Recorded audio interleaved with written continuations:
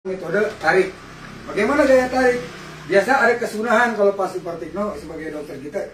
Kesunahan adalah menyentuh bagian punggung, si punggung daripada hewan tersebut.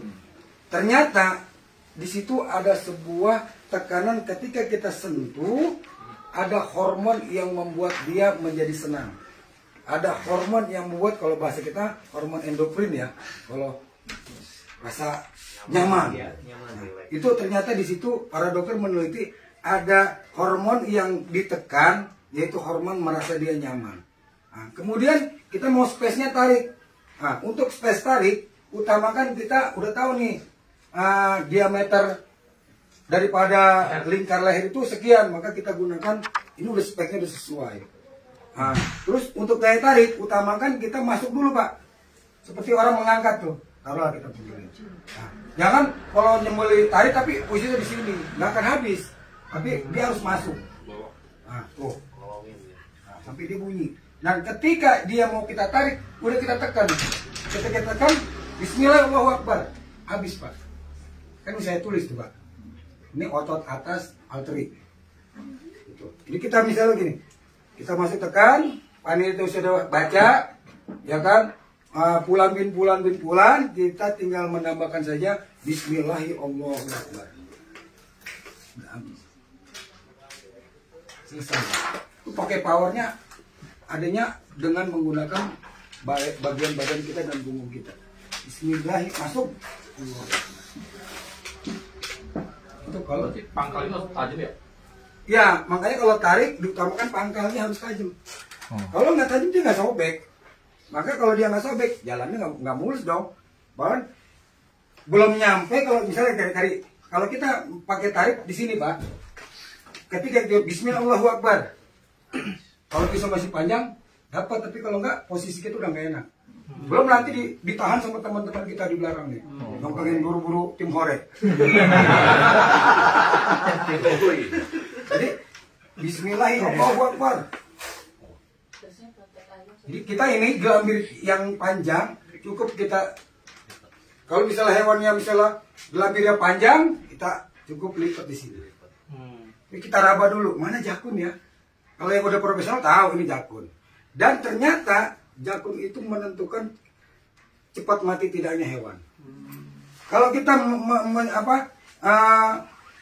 menyayatnya di atas jakun, pasti matinya lama.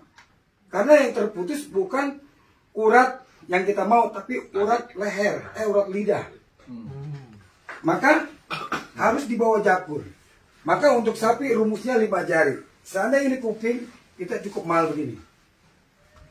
Berarti udah 5 jari kan, itu malnya. Nah, untuk mal ini kita jangan ngambil di tangan ini, khawatir tangan kita kesayat. Dan para akademis kedokteran dia akan milih. Ada yang namanya kalau di kerongkongan itu kayak selang. Ring 1, ring 2. Ring 1, ring 2 lebih bagus di antara ring 1, ring 2. Itu pasti matinya cepat. Karena apa kata Nabi? Sebenarnya hewan dengan secepat-cepatnya. Supaya cepat matinya. Dan dia tidak merasakan sakit perut yang lama. Makanya ada ring, dia ambil tengah-tengah. Nah, kalau dia di RPH Malang, namanya dia gang sapi, pengen motongnya jauhan dong. Supaya apa? Kalau dapat kepala, dagingnya lebih banyak. Tapi matinya lama. Atau mungkin ada yang sticking. Matinya ditusuk jantungnya. Itu tidak, toraxing itu tidak aksan. Akan malah menghasilkan sembelihan yang kurang sempurna. Atau mungkin begini, kita sebagai juru sembelih, yang penting jangan sampai kita membahayakan diri kan. Enak begini apa enak begini. Jadi jangan juga ngarep sunahnya. Kecuali wudhu saya terima. Misalnya, tapi kalau yang begini khawatir kalau pisaunya lolos kena waduh paha. Nah, maka diperlukannya kita apron. Kalau apron yang kena apron, gitu kan? Maka jangan mentang-mentang udah sepuh pakai sarung. Astagfirullah. Jadi sarungnya sobek. Oh, dalamnya nggak ada celana. Dia lebih pakai lagi. Karena dia jadi bukannya bener jadi malu. Kiai udah darah-darah pakai argumen. Tapi kalau pakai apron, darahnya kan ke apron. Jadi APD itu penting sekali. Oke, tadi setelah kita menyembeli, yang penting kita harus punya teman yang sama-sama sepaham. Ente siap ya, jangan belum saya sembelih ente lepas, pasti lahirnya kan bahaya. Pokoknya saya punya, kamu tahan sampai saya bilang nyatakan selesai, kamu berlepas. Itu teman. Komando. Iya, jadi seorang juru sembelih itu ada leader, menguasai. Ente jangan ikutan, ente bikin rese. Daripada nanti berantakan, ternyata baru ngomong itu kaki udah nendang dia kan? Iya. Karena kan kita tahu batasan-batasan keselamatan orang. Penting sekali. Jadi dengan menyembelih dengan benar, maka kita pengen menyembelih dengan secepat-cepatnya. Nah setelah disembelih, juru sembelih yang ahsan harus menunggu sampai mati. Kalau kita tinggal, balik, kok kepalanya hilang? Kalau saya nyatain mati, kepalanya hilang. Bagaimana akan mempengaruhi rasa daging? Percaya saya. Kenapa?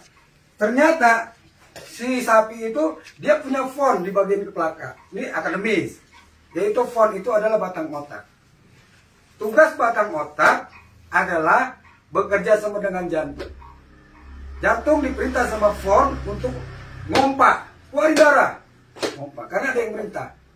Sehingga darah akan keluar sampai tuntas. Hasilnya daging tidak terkontaminasi dengan darah. Artinya apa? Pori-pori sudah bersih, nggak ada darah di dalam daging.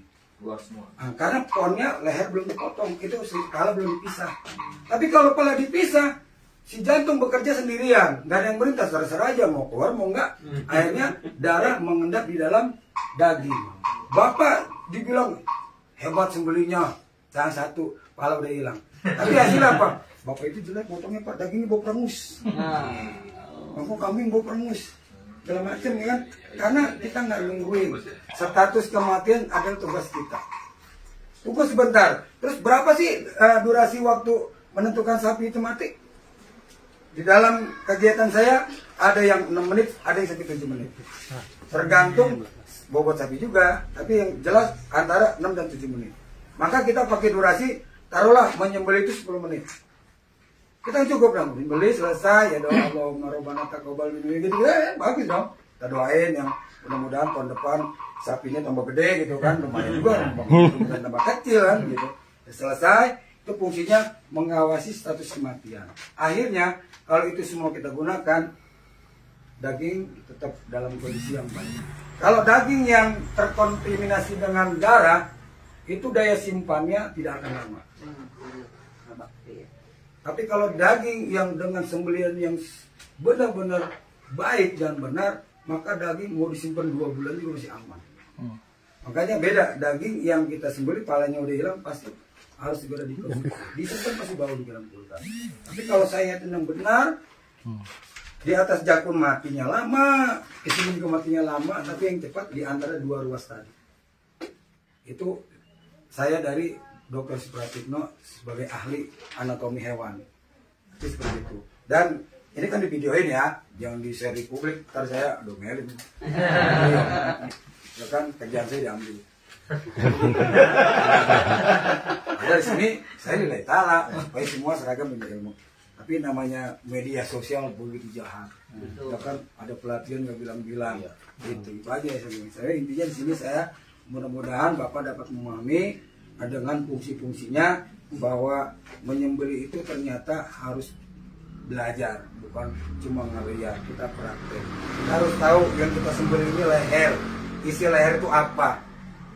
Sampai ditanya jagal, isi leher apa? Oh, pokoknya itu saya potong. Sampai organnya nggak tahu. Mana almari, hulkum, dia nggak tahu. Mana arteri, fungsi arteri itu kan ada 2 di sini. Yang satu ke jantung, yang satu ke otak. Nah, terus di bawahnya ada fon obligata. Jadi dia fungsinya, makanya kalau ini yang di sini terputus, udah nggak ada yang merintah. Ada sensor di sini. Karena semua sensor tuh ada di batang otak.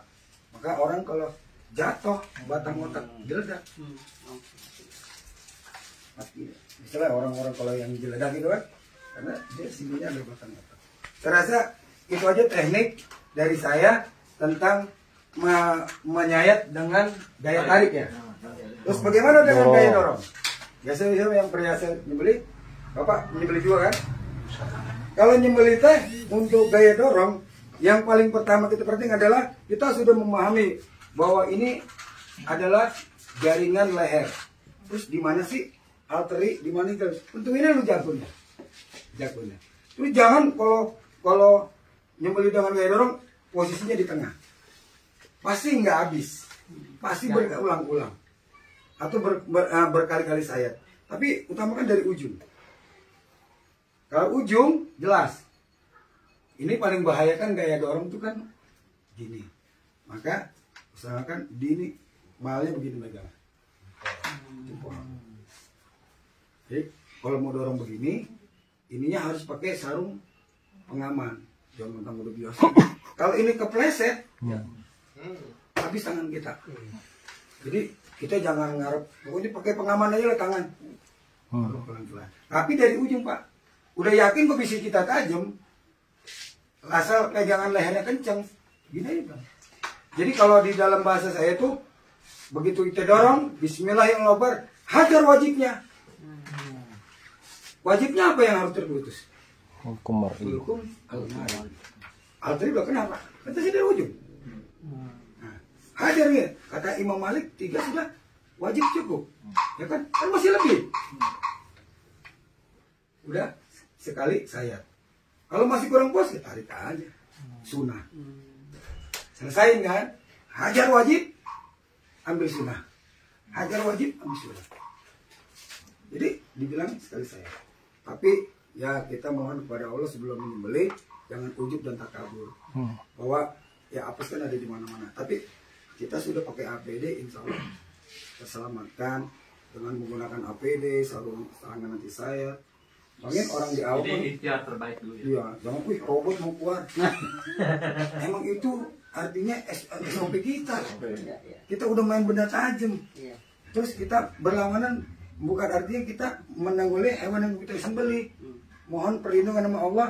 Ini hewan adalah hewan ibadah, bukan hewan sekedar dimakan. Dan sembelih kurban itu bukan ngarep daging, tapi ibadah. Itu aja. Mudah kita hajar. Jadi kalau untuk dorong, Bismillahirrahmanirrahim, Allahu Akbar, hajar wajibnya, ambil sunnah. Jadi incarnya seperti itu. Nah, pokoknya di bawah jakun Pak ya.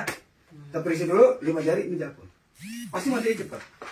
Dan kalau melihat darahnya memuncar kan deras, itu berarti benar-benar potongan dulu. Sampai 6 menit kemudian darahnya keluar.